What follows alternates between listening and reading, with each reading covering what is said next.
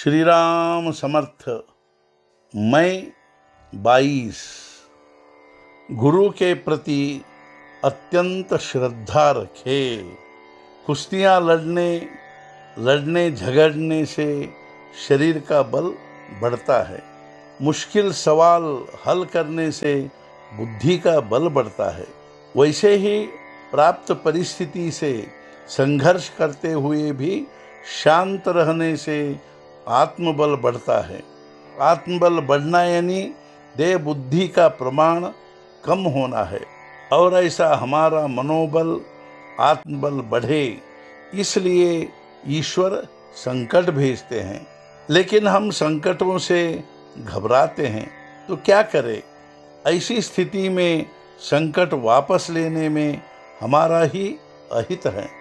भगवान को तुम्हारा हित किस में है, यह ठीक समझ में आता है। संकट अविचल होकर भोगने में पुरुषार्थ है। बीमारी आने पर दवा जरूर ले, लेकिन दवा से लाभ या हानि परमात्मा की कृपा से होती है। दवा से एक को लाभ होता है, दूसरे को नहीं होता। जिससे जिसका हित होने वाला है वह परमात्मा करता है। इसे याद रखे।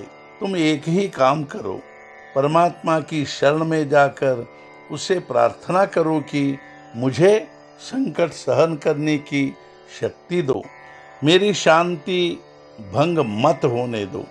तुम्हारा स्मरण मुझे निरंतर होता रहे। बीमारी सहनी ही है तो उसे शांति से क्यों न सहे।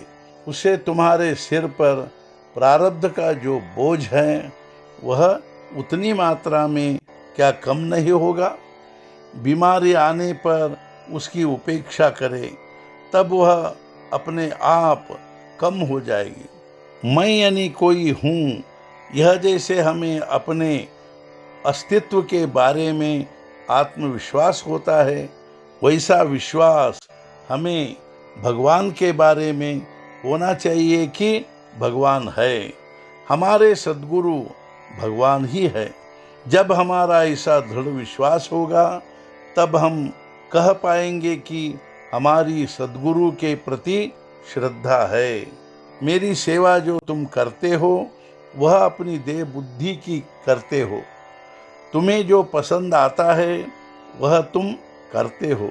वास्तव में मेरी सेवा करने का मतलब होता है जो मुझे पसंद है वह करना, मेरी आज्ञा में रहना, नाम स्मरण करना, सभी प्राणियों में भगवान ही है ऐसा मानकर किसी को भी पीड़ा न देना, और जो सब होता है वह सब ईश्वर की शक्ति से होता है ऐसा मानना।